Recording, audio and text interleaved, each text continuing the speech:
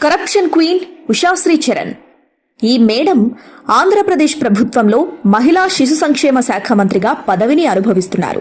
ఒకప్పుడు అనంతపురం జిల్లా మొత్తం అప్పులు చేసి పక్క రాష్ట్రాలకు పారిపోయిన ఉషాశ్రీ చరణ్ కళ్యాణదుర్గం నియోజకవర్గం నుండి 2019లో వైసీపీ అభ్యర్థిగా పోటీ చేసి తొలిసారి ఎమ్మెల్యే అయ్యారు.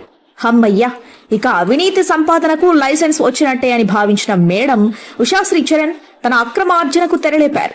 ఇక్కడ మేడం నైజం ఎలాంటిదో ముందుగా ఒక మాట చెప్పుకోవాలి. ఉషాశ్రీ ఎమ్మెల్యేగా పోటీలో ఉన్నప్పుడు ఈమె ఎన్నికల కోసం వైసీపీ నేతలు కొందరు డబ్బులు ఖర్చు పెట్టారు. ఈమె గెలిచాక వారంతా వచ్చి డబ్బులు అడిగారు. నన్నే డబ్బులు అడుగుతారా అని ఆగ్రహించిన మేడం వారి మీదే కేసులు పెట్టించారు. జెడ్పీటీసీ మంజునాథరెడ్డి, కురుబ రేవన్నల మీద పెట్టిన కేసులు ఈ బాపతే. ఎమ్మెల్యేగా అవినీతిని మొదలుపెట్టిన మేడం 2022లో మంత్రివర్గ విస్తరణలో భాగంగా మంత్రి పదవిని పొందారు. దాంతో అక్రమార్జన జెట్ స్పీడ్ అందుకుంది. మేడం అవినీతి భాగోతాన్ని ముందుగా ఆమె మంత్రిత్వ శాఖ నుంచే మొదలు పెడదాం. అంగన్వాడీ పోస్టుకు 10 లక్షలు, ఆయా పోస్టుకు 5 లక్షల చొప్పున మేడం అమ్ముకున్నారు. ఇక చిక్కీల కొనుగోలులో 70 కోట్ల అక్రమాలు, కోడిగుడ్ల సరఫరాదారుల నుంచి కమిషన్ గా 60 కోట్లు, సరుకుల కొనుగోలులో అక్రమాల ద్వారా 120 కోట్లు పిండుకున్నారు ఉషాశ్రీ చరణ్.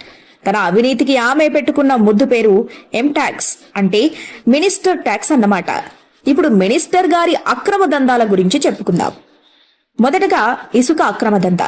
జగన్ రెడ్డి అధికారంలో ఇసుక అన్నది వైసీపీ నేతల అక్రమ ఆర్జనకు బంగారు బాట అయింది. ఉషాశ్రీ చరణ్ విషయానికి వస్తే జిల్లాలోని పెన్నా, వేదావతి నదుల్లో ఇసుక దందా కోసం మేడం ఏకంగా కర్ణాటక నుంచి ఒక వ్యక్తిని రప్పించి నియమించుకున్నారంటే ఈ దందా ఏ రేంజ్ లో నడుస్తుందో చూడండి. జేఎం ఫనీ అనే వ్యక్తి ఆధ్వర్యంలో కొనసాగుతున్న ఇసుక గ్రావెల్ దందాలలో ఉషాశ్రీ చరణ్ ఏడాదికి 30 కోట్ల చొప్పున వెనకేసుకున్నారని అంచనా. కళ్యాణదుర్గం నియోజకవర్గంలోని సగం మద్యం దుకాణాల్లో కర్ణాటక మద్యం అమ్మిస్తారు మేడం. నియోజకవర్గంలో 5 బార్లు, జిల్లా కేంద్రంలో 3 బార్లు ఉషాశ్రీ గారివే. శ్రీనివాస్ అనే వ్యక్తి ప్రతిరోజు సాయంత్రానికల్లా వసూళ్లని మంత్రి భర్తకు హ్యాండ్ ఓవర్ చేస్తాడు. నియోజకవర్గంలో గ్రానైట్ యజమానులంతా నెలకు 10 లక్షల చొప్పున ఉషాశ్రీకి ఎంటాక్స్ కట్టాలి.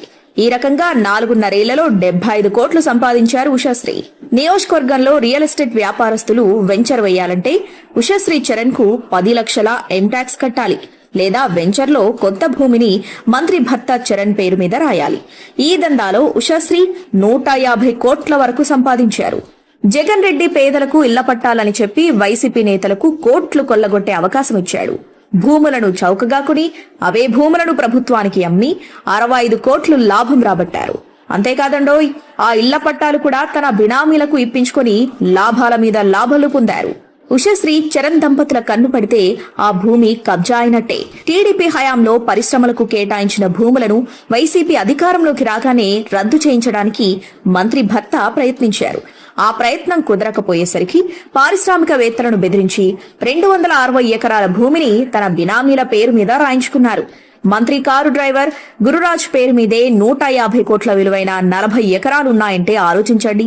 కళ్యాణదుర్గం నడిబొట్టున సర్వే నెంబర్ 329లో 93 ఎకరాల సుబేదార్ చెరువును పూడ్చి వెంచర్లు వేసి అమ్మేశారు. తద్వారా 200 కోట్లు సంపాదించారు. ఈ అవినీతిని ప్రశ్నించిన ప్రతిపక్ష నేతలపై కేసులు పెట్టించారు. కళ్యాణదుర్గంలో 8 ఎకరాల ప్రభుత్వ భూమి, సెట్టూరు మండలంలో 28 ఎకరాలు, కంబదూరులో 47 ఎకరాలు, ఇలా సుమారు 100 ఎకరాల ప్రభుత్వ భూమిని మింగేశారు. ప్రతి పనికి ఒక రేటు, ప్రతి అక్రమానికి ఒక బినామీ. ఈ విధంగా మంత్రి ఉషాశ్రీ చరణ్ సుమారు 840 కోట్లను అక్రమంగా సంపాదించారు. కర్ణాటకలో 65 ఎకరాల భూములను సంపాదించారు.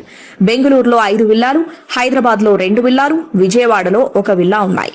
అంతెందుకు, మంత్రి ఉపయోగించే కారు విలువ 1.5 కోటి. కుటుంబ సభ్యుల అవసరాలకు 15 కార్లు ఉన్నాయి.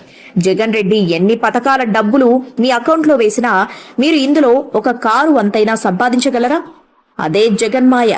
ఈ వాస్తవం తెలిసాక కూడా జగన్ కి ఓటేస్తే మనల్ని మనం మోసం చేసుకున్నట్టే.